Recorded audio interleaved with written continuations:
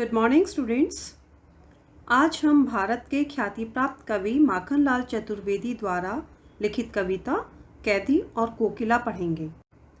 बच्चों, कविता को पढ़ने से पूर्व सर्वप्रथम कवि के विषय में थोड़ी जानकारी प्राप्त करते हैं। माखनलाल चतुर्वेदी जी का जन्म 4 अप्रैल 1889 में मध्य प्रदेश के होशंगाबाद जिले के बाबई जिले में हुआ था। मात्र 16 वर्ष की उम्र में ही वे शिक्षक बन गए थे। बाद में उन्होंने अध्यापन कार्य छोड़ दिया था और प्रभा पत्रिका का संपादन शुरू किया। वे देशभक्त कवि एवं प्रखर पत्रकार थे। उन्होंने कर्मवीर और प्रताप का भी संपादन किया था और सन 1968 में उनका देहांत हो गया था। हिमकिरीटनी, साहित्य देवता, हिमतरंगिणी आदि उनकी प्रमुख कृतियां हैं। उन्हें पद्म भूषण एवं साहित्य अकादमी पुरस्कार से भी सम्मानित किया गया। बच्चों, इनकी रचनाएं राष्ट्रीय भावना से युक्त है। उनमें स्वतंत्रता की चेतना के साथ देश के लिए त्याग और बलिदान की भावना भी मिलती है और इसीलिए उन्हें एक भारतीय आत्मा कहा जाता है। स्वाधीनता आंदोलन के दौरान ये कई बार जेल गए। इन्होंने भक्ति, प्रेम और प्रकृति संबंधी कविताएं भी लिखी। इनकी जो ये कविता है कैदी और कोकिला, ये ब्रितानी उपनिवेशवाद के शोषण तंत्र के बारीक विश्लेषण पर आधारित है। यह कविता बहुत ही लोकप्रिय रही। यह कविता भारतीय स्वाधीनता सेनानियों के साथ जेल में किए गए दुर्व्यवहारों और यातनाओं का मार्मिक साक्ष्य प्रस्तुत करती है। बच्चों, जब कवि जेल में थे तो बहुत ही एकाकी और उदास थे और कोयल से अपने मन का दुख और असंतोष और ब्रितानी शासन के प्रति अपने आक्रोश को व्यक्त करते हुए वे कहते थे कि यह समय मधुर गीत गाने का नहीं बल्कि मुक्ति का गीत सुनाने का है।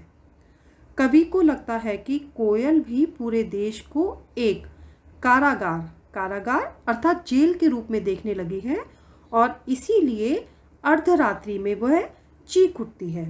तो आइए पढ़ते हैं कैदी और कोकिला। बच्चों, इस कविता के माध्यम से कवि ने अंग्रेजों के आतंकपूर्ण शासन का वर्णन किया है।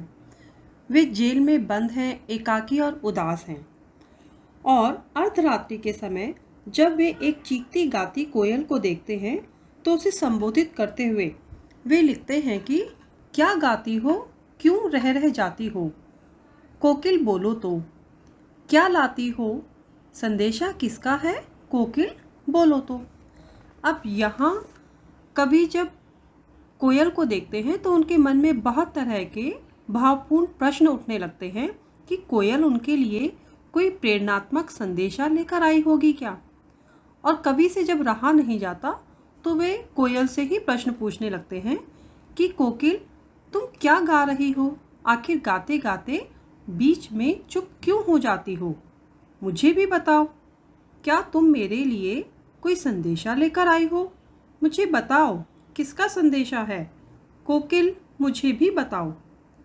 फिर वे आगे लिखते हैं कि ऊंची काली दीवारों के घेरे में, डाकू चोरों बटमारों के डेरे में, जीने को देते नहीं पेट भर खाना, मरने भी देते नहीं तड़प रह जाना, जीवन पर अब दिन रात कड़ा पहरा है, शासन है या तमका प्रभाव गहरा है, हिमकर निराश कर चला रात भी काली, इस समय कालिमामयी जगी क्यों आली।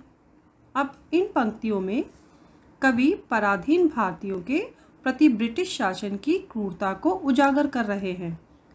कवि एक स्वतंत्रता सेनानी और कैदी के रूप में जेल के भीतर बंद है और वे उनके साथ होने वाले अत्याचारों को व्यक्त करते हुए बताते हैं कि उन्हें जेल के भीतर अंधकारमयी ऊंची दीवारों के घेरे में रख दिया गया है। वहाँ पर वे अपने आप को अपमानित महसूस कर रहे हैं क्योंकि वे एक स्वतंत्रता सेनानी हैं, लेकिन फिर भी उन्हें डाकू चोरों और बटमारों अर्थात लुटेरों के साथ रहना पड़ रहा है। उन्हें वहाँ पर जीने के लिए पेट भर खाना भी नहीं दिया जाता और ना ही मरने की छूट दी जाती है। उनके ऊपर बहुत अत्याचार किए जाते हैं और जख्मी शरीर को वहीं तड़पते हुए छोड़ दिया जाता है। अब शायद यह है शासन का उद्देश्य है और उन पर दिन रात कड़ा पहरा लगा रखा है। अब कवि आगे लिखते हैं कि शासन है या तम का प्रभाव गहरा है। तम अर्थात अंधकार, यानी कवि जब आसमान की ओर देखते हैं तो उन्हें कहीं पर भी उजाला दिखाई नहीं देता और उन्हें ऐसा लगता है कि ये शासन है या अंधेरे का प्रभाव है। फिर चंद्रमा, हिमकर अर्थात चंद्रमा, जब वे आसमान की ओर देखते हैं तो आशा रूपी चंद्रमा भी उन्हें दिखाई नहीं देता है। चंद्रमा की रोशनी भी वो देख नहीं पा रहे हैं, इसीलिए वे कहते हैं कि हिमकर निराश कर चला रात भी काली, अर्थात चंद्रमा की रोशनी भी अब दिखाई नहीं दे रही है, इसीलिए ही रात काली है और आशा की कोई किरण भी नजर नहीं आ रही। तभी वे कोयल को भी संबोधित करते हुए कहते हैं कि इस समय कालिमा मई जगी क्यों आली, अर्थात हे कोयल, इतनी काली घनघोर अंधेरी रात में तू क्यों जाग रही है, मुझे भी तो बताओ। कवि आगे लिखते हैं कि क्यों हूँ पड़ी वेदना बोझ वाली सी, कोकिल बोलो तो क्या लूटा मृदुल वैभव की रखवाली सी, कोकिल बोलो तो। अब यहाँ पर कवि को ऐसा लग रहा है कि जैसे जेल में कैद भारतीयों की पीड़ा का एहसास जो है वो कोयल को भी है और इसीलिए कोयल की आवाज़ में कवि दर्द महसूस कर रहे हैं। उन्हें लगा कि शायद कोयल ने अंग्रेज़ी हुकूमत के द्वारा भारतीयों पर किए जाने वाले अत्याचारों को देख लिया है और इसीलिए उसके कंठ से दर्द भरी हूक अर्थात दर्द भरी आवाज़ निकल रही है। कोयल को देखकर कवि को लगा कि शायद वह अपनी पीड़ा जो है वो हमसे बांटना चाह रही है और वे कोयल से पूछते हैं कि हे कोयल, इन अंग्रेज़ों ने तुम्हारा क्या लूटा है, हमें भी तो बताओ। वे कहते हैं कि मृदुल वैभव की रखवाली सी, मृदुल वैभव की रखवाली सी अर्थात कि तुम्हारी जो मृदुल अर्थात जो मीठी मीठी आवाज़ जो थी वही तुम्हारा वैभव, तुम्हारी पहचान थी, लेकिन फिर भी तुम्हारे गले से ऐसी दर्द भरी आवाज़, ऐसी तड़प क्यों निकल रही है, हमें भी तो बताओ कोयल। कवि आगे लिखते हैं कि क्या हुई बावली अर्धरात्रि को चीखी, कोकिल बोलो तो किस दावानल की ज्वालाएं हैं दिखी, कोकिल बोलो तो। अब यहाँ पर कवि जो है वो कोयल से पूछ रहे हैं कि क्या तुम बावली हो गई हो जो इस प्रकार आधी रात को चीख रही हो, बताओ तो तुम्हें क्या पीड़ा है, तुम्हें कौन सा दर्द सता रहा है जो इस प्रकार तुम आधी रात को चीख रहे हो। मुझे तो तुम्हारा चीखना जो है वो कुछ अशुभ सा लग रहा है। अब आगे की पंक्तियों में कवि ब्रिटिश शासन की क्रूरता का वर्णन करते हुए लिखते हैं कि किस दावानल की ज्वालाएं हैं दिखी, दावानल अर्थात जंगल की आग, और वे कोयल से पूछते हैं कि तुमने किस जंगल की आग की ज्वालाएं देख ली है जिससे तुम व्याकुल हो रही हो, तुमने ऐसा क्या देख लिया, अर्थात क्या तुमने अंग्रेजी शासन द्वारा किए जाने वाले अत्याचार रूपी आग की लपटें देख ली हैं जिनसे तुम परेशान हो रही हो और परेशान होकर अर्धरात्रि में चीख रही हो, मुझे भी तो बताओ कि तुम्हें आखिर क्या हुआ है। अब इन पंक्तियों में कवि स्वतंत्रता प्राप्ति के संघर्ष का वर्णन करते हुए लिखते हैं कि क्या देख न सकती जंजीरों का गहना, हथकड़ियाँ क्यों यह ब्रिटिश राज का गहना, कोलू का चरकचू जीवन की तान, गिट्टी पर अंगुलियों ने लिखे गान, हूँ मोट खींचता लगा पेट पर जुआ, खाली करता हूँ ब्रिटिश अकड़ का कुआं, दिन में करुणा क्यों जगे रुलाने वाली, इसीलिए रात में गजब ढा रही आली। अब इन पंक्तियों के माध्यम से कवि थोड़ा अंदाज़ा लगा रहे हैं कि शायद कोयल उन्हें जंजीरों में जकड़ा हुआ देखकर चीख पड़ी होगी और इसीलिए वो कोयल से कहते हैं कि हे कोयल, तुम आधी रात्रि के समय क्रंदन क्यों कर रही हो? क्रंदन अर्थात तुम रो क्यों रही हो? क्या तुम इन जंजीरों को देखकर व्यथित हो गई हो, दुखी हो गई हो? वे कहते हैं कि ये हमारी पराधीनता का प्रतिफल है, अर्थात ये हथकड़ियाँ नहीं हैं, अपितु ये ब्रिटिश शासन द्वारा दिए गए आभूषण हैं। वे इसलिए ऐसा कह रहे हैं क्योंकि वे स्वतंत्रता सेनानी थे और देश की आज़ादी के लिए इन हथकड़ी रूपी आभूषणों को पहनना वे गर्व की बात मानते थे।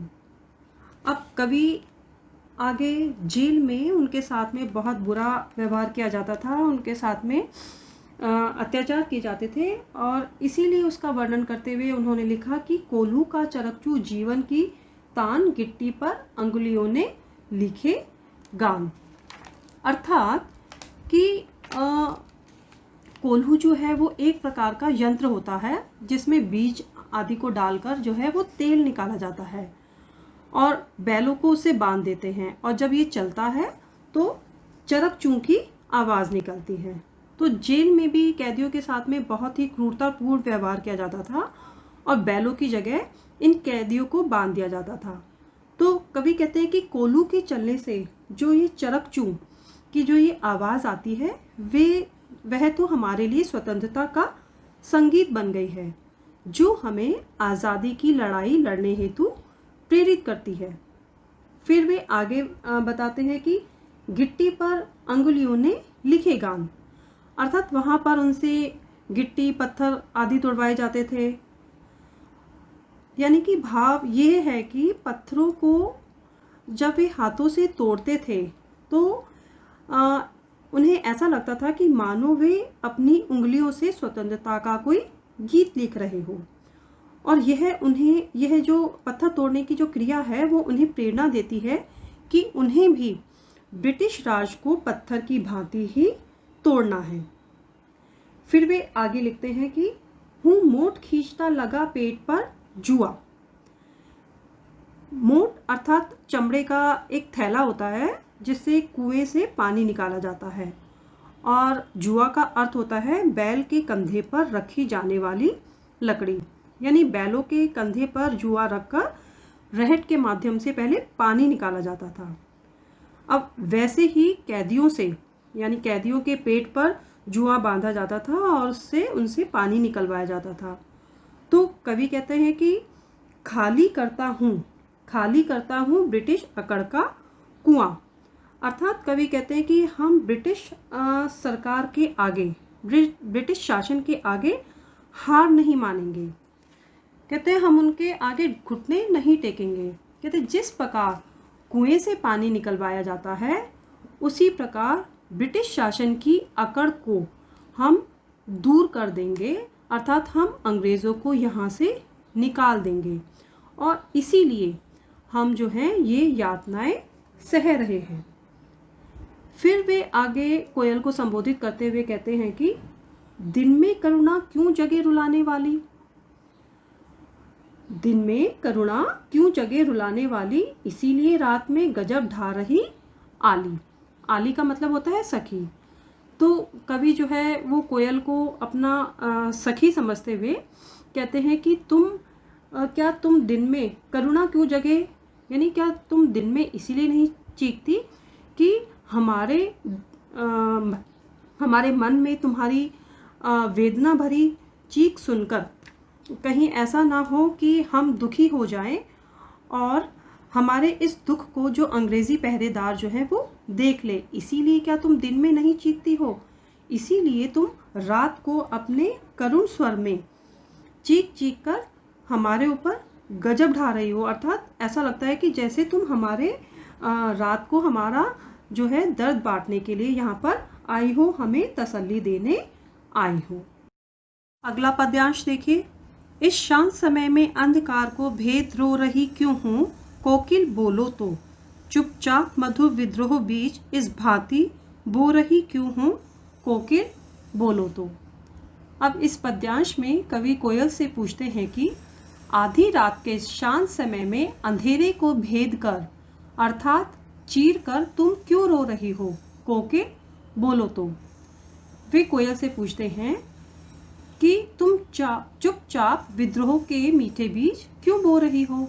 क्या तुम देशभक्ति की भावना जागृत करना चाहती हो, या तुम हमारी हिम्मत बढ़ाने आई हो और इसीलिए आधी रात को चीख रही हो ताकि हम पराधीनता की जंजीरों से मुक्त हो सकें?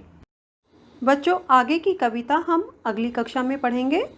तब तक आज जो भी पढ़ाया गया है उसे ध्यानपूर्वक पढ़ें और समझने का प्रयास करें।